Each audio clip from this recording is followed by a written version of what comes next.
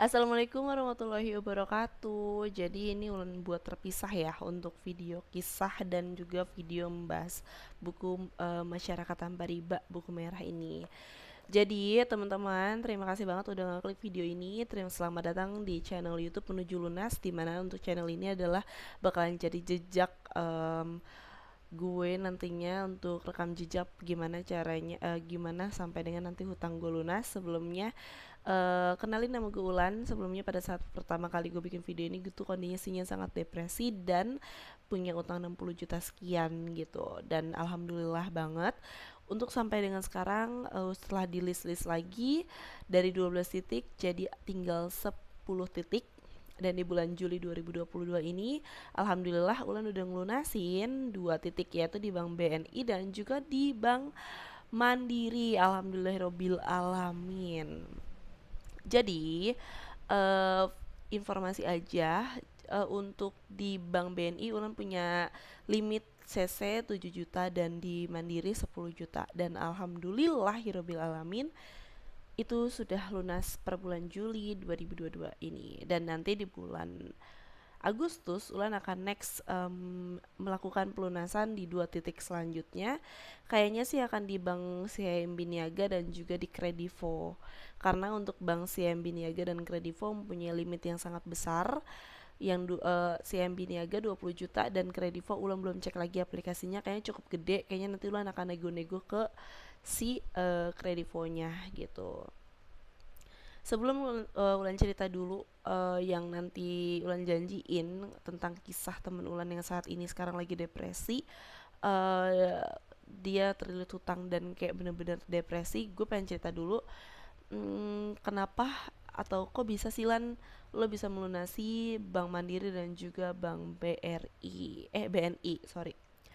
Jadi teman-teman, awal mulanya Ulan punya kartu kredit Bank Mandiri itu sekitar tahun 2014. Itu waktu pertama-tamanya kerja banget dan ngerasa kayak udah punya gaji yang enak gitu. Waktu itu gajinya 2,7 kalau nggak salah. Dan di kantor itu ada sales yang datang untuk nawar-nawarin kartu kredit dan Ulan ditawarin dan mau. Sebenarnya waktu itu mau itu karena pengen beli handphone baru, yaitu handphone F1 F Oppo F Oppo Oppo F1 apa dah, pokoknya itu deh kayak nggak salah Oppo F1 deh nggak salah. Dengan limit yang pertama itu adalah 3 juta dan langsung saat menerima limit saat itu juga langsung ke Erafone dan Gestun, cicilan gitu kan, maksudnya dijadikan cicilan. Jadilah limit itu habis, dilihat sama mungkin Bank Mandirinya, wah bagus nih, sebulan dinaikin lagi limitnya jadi 5 juta, naikin lagi 7 juta sampai dengan akhirnya 10 juta. Dan kemarin mandek. Terus kalau ada yang nanya kok bisa sih Lan, akhirnya 10 juta itu lunas. Jadi pertamanya itu ada krisis keuangan banget, dimana pas dilihat-lihat itu banyak banget, ternyata pas dihitung utangnya sekitar 60 jutaan, dan disitu ngerasa udah bener-bener muak dan udah stop gitu. Dan Ulan ngelis semua hutang-hutangnya. Setelah di list, ternyata nggak bisa bayar Bank Mandiri selama 3 bulan. Alhasil selama nggak bayar 3 bulan udah di reschedule, akhirnya dapatlah per bulannya itu 688.000 sekian. Pokoknya jadi kemarin itu Ulan kalau gajian bayar Bank Mandiri tuh 700.000 pokoknya.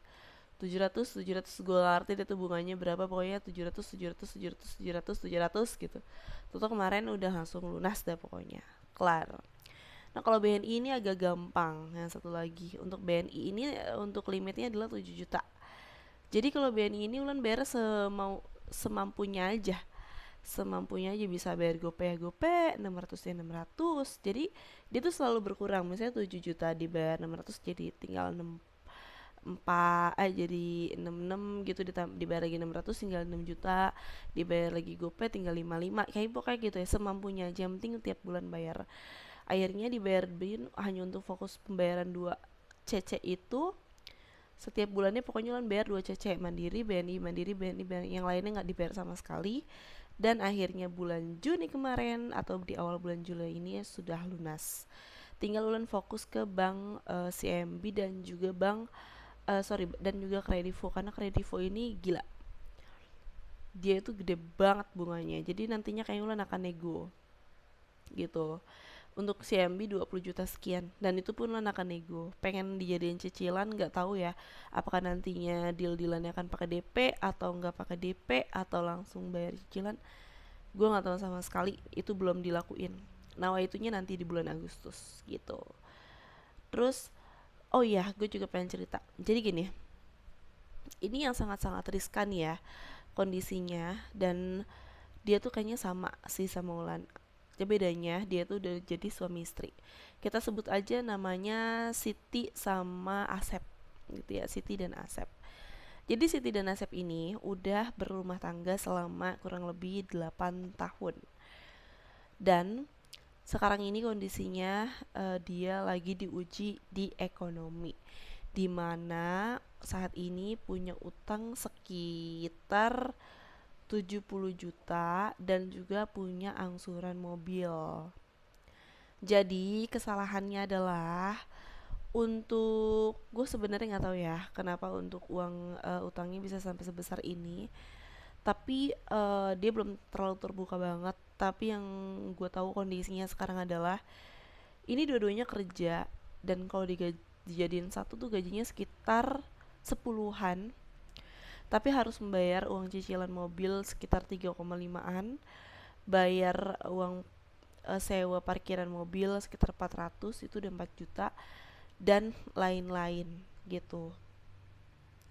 Dan kondisinya saat ini adalah si Asep ini atau suaminya itu lagi depresi parah, karena dia ada beberapa yang gagal bayar. Gue nggak tahu juga untuk gagal bayarnya ini di yang mana, atau di apa, di misalnya di CC atau di Kredivo atau di mana, dia nggak cerita, belum ketemu lagi.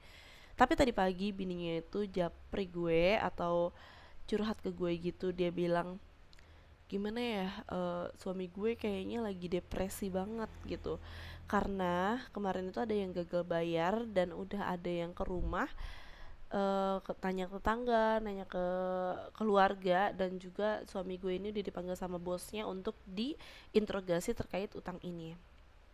Dan kondisinya dia sekarang malu dan juga depresi karena nggak tahu harus bayarnya dari mana, dan dia udah malu ke tetangga, malu ke bosnya juga, dan dia pengen resign. Menurut teman-teman gimana kondisinya kayak gini? Dia sampai sedepresi itu sampai ke pengen resign. Sekarang gini, yang pertama, kalau dia resign berarti nggak ada pemasukan lagi dong, ya nggak sih? Nggak ada pemasukan gaji lagi, hanya mengandalkan gaji istri. Tapi gaji istri ini juga nggak bisa menutupi gitu loh. Jadi menurut sampai dia kemarin pun sempat cerita dia pengen ngobrol ke keluarga besarnya, dia pengen minjem sertifikat rumah untuk digadaikan. Tapi gue pribadi udah ngasih tahu nih ke si Asep ini, jangan, karena itu sangat-sangat sensitif dan itu berurusannya dengan keluarga, ya nggak sih? Misalnya lo mau gadein 70 juta misalnya, terus lo yakin, itu dia yang ketidakpastian, lo yakin lo bisa bayar selancar itu, dan itu urusannya dengan keluarga, bisa jadi itu akan jadi masalah baru lagi, ya nggak sih? Karena ya namanya uang atau sertifikat rumah itu kan sensitif, jangan sampai gara-gara ini malah jadi ada masalah baru gitu loh. Jadi dia opsi yang pertama, dia pengen minjem sertifikat rumah untuk digadaikan, atau dan juga dia pengen resign karena dia malu sama bosnya udah dipanggil gitu. Maksud gue gini, jadi apa ya, ini nih yang bahayanya gitu loh. Menurut gue itu ya balik kondisinya, gue bukannya mau membenarkan yang gue lakuin ya. Maksud gue coba lu list, gue saranin dia untuk ngelis utang-utangnya, dan bener-bener dipikirin, bener-bener dipres dengan gajinya itu, kita lihat nih yang mana yang kita menurut kita urgency untuk yang dilakukan pembayaran dari yang beberapa titik yang dia punya. Misalnya dia Kredivo yang paling galak, berarti dia yang paling diduluin gitu loh. atau enggak yang mana yang paling galak itu bisa dipaling duluin gitu loh. Dan yang lainnya kita bisa komunikasi, semua itu bisa dinegosiasi dan kita pasrahin aja gitu loh. Kalau kita misalnya nggak ada uang ya kita bilang kita nggak ada uang untuk membayarin, dan apabila udah ada kita akan membayar gitu kan. Jadinya sekarang tuh menurut gue kondisinya yang pertama ya, kalau kondisinya teman-teman ada juga yang posisi kayak gitu, yang pertama coba menerap coba menenangkan pikiran dan mempasrahkan semua yang ada. Ini mau nggak mau kita harus jalanin dan harus lunasin. Semua harus dipasrahkan, dalam artian jika ada yang nanti ngehubungin teman-teman lo nggak nanyain hutang, kita bilang aja maaf ke teman kita, iya bener saat ini kita lagi krisis keuangan. Kita jangan malu untuk mengakui itu karena memang kayak gitu adanya. Semua orang itu pasti mempunyai masalah masing-masing. Seenggaknya kita bilang aja udah jujur dengan diri sendiri, pasrahkan yang ada. Kita bisa minta maaf ke bos kita bisa minta maaf ke teman kita yang dihubungin, dan kita bilang saat ini kita lagi berusaha untuk melunasi dan lagi nyari jalan keluarnya. Itu yang pertama. Gak usah malu sama tetangga, sama temen, sama bos. Kita pasrahkan, kita jujur, bismillah. Kalau kita niat ngelunasin tuh pasti ada aja jalannya gitu loh. Jangan malah malu dan depresi dan ayo gue nggak ini banget. Yang kedua, setelah kita pasrahkan, kita harus hadapin. Apabila ada desa yang ke rumah, kita temuin, kita jelasin kondisi yang kita sekarang alamin. Lo punya ada berapa tunggakan, lo ada di mana aja link-linknya, tunjukin semuanya ke dia, dan kita informasin ke dia kita bukan orang yang kabur, kita bukan maling, kita tahu itu duit udah dipakai sama kita, dan kita akan bertanggung jawab untuk lunasin kewajiban kita. Kita nego, kita jujur ya, kita ngomong aja padanya sama dia, karena sebenarnya dia mau itu bayar. Kita ngomongin aja apa yang ada, dan pasti kita minta solusi. Ini gimana, saya bukan maksudnya kabur, tapi memang saat ini kondisi saya seperti ini, dan saya juga sebenarnya lagi bingung apakah saya harus bunuh diri apa gimana. Ya nggak sih, kan nggak mungkin juga pak kalau misalnya saya meninggal juga siapa yang akan melunasi. Saya akan bayar, saya janji saya nggak akan kabur, rumah saya di sini, keluarga saya di sini. Jelasin aja semuanya mendesek. Kalau butuh semuanya direntetin. Kita lagi ada kewajiban di mana dan emang lagi masa kritis. Nggak mungkin deh saya nggak memberikan solusi. Gue yakin banget dia pasti akan memberikan solusi. Terus yang ketiga, jangan tutup mata untuk malah ingin menghirup itu. Jangan sama sekali ada terbesit pikiran itu, karena sumpah itu tuh istighfar aja deh kalau dari pikiran itu. Gue juga udah deketin aja main di atas, percaya kalau misalnya nanti ada jalan keluarnya gitu loh. Greget. Terus yang keempat, kita bisa ngobrol sama istri kita dengan baik-baik. Jangan sampai, memang sih utang ini adalah penghancur segalanya ya, tapi maksudnya gimana pun kondisinya, gimana pun kesusahan yang sekarang kita alamin, kita tetap harus sharing ke orang yang terdekat kita pertama. Kalau misalnya saya accept sama si Siti ini, dia tuh harus tetap komunikasi dan harus tetap menerima solusi atau terima masukan-masukan gitu loh. Jangan malah ngestakin di tempat dan ngerasa yang kita omongin ini malah dimentalin lagi, kali aja yang kita omongin itu bener gitu kan. Malah si Asep ini di kondisinya udah sharing sama bininya, tapi bininya ngasih solusi segala macam menenangkan, dia malah kayak rungsing sendiri gitu loh. Terus yang kelima, cari dia kan ini punya mobil ya, gue sih sebenarnya pengen banget untuk dia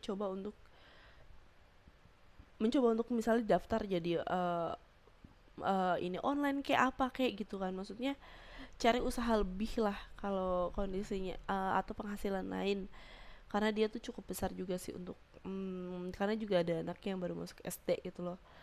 Jadi cari penghasilan lain aja di luar kerjaan utamanya dia, dan pokoknya harus tetap mendekatkan diri sama yang di atas gitu, karena dia tuh ngerasa karena kondisinya dia kayak gini, dia malah ngerasa malu untuk sholat, malah nggak mau sholat karena dia ngerasa kalau kenapa gue malu main di atas, kenapa gue sholatnya pas baru ada ujiannya kayak gini doang gue baru sholat. Nah itu dia justrunya kalau menurut gue, sebenarnya yang di atas tuh kangen nih sama dia, makanya dia dikasih cobaan kayak gini ya nggak sih, biar bisa sujud lagi gitu loh. Itu sih yang gue sharing tadi, dan menurut gue itu adalah, gue nggak tahu ya kondisi ini hanya dialami sama temen gue doang atau sekarang teman-teman pun sekarang ada kondisi seperti itu. Satu, jangan patah semangat, jangan malah pengen ngakhirin hidup, pokoknya harus dijalanin, dihadapin dan diselesaikan. Karena inti dari utang itu biar kita hilang itu adalah melunasi kewajiban kita, intinya gitu. Gue pun sekarang lagi berusaha, jadi kita sekarang saling support aja. Kalau misalnya teman-teman mau bagi cerita silakan di komentar, kita bisa sharing-sharing apapun bebas. Pokoknya ini rekam jejak banget ya untuk usaha kita bareng-bareng untuk melewati masa sulit ini. Itu. Oke. Sekian untuk video curhatan gue kali ini. Maaf kalau misalnya masih bla bla bla bla bla dan ceritanya kecepatan ataupun untuk kata-katanya itu masih nggak jelas. Pokoknya gue pengen curhat itu aja. Kita saling support. Oke, thank you for watching. Jangan lupa subscribe, like, and comment. See you untuk di next video. Wassalamualaikum warahmatullahi wabarakatuh.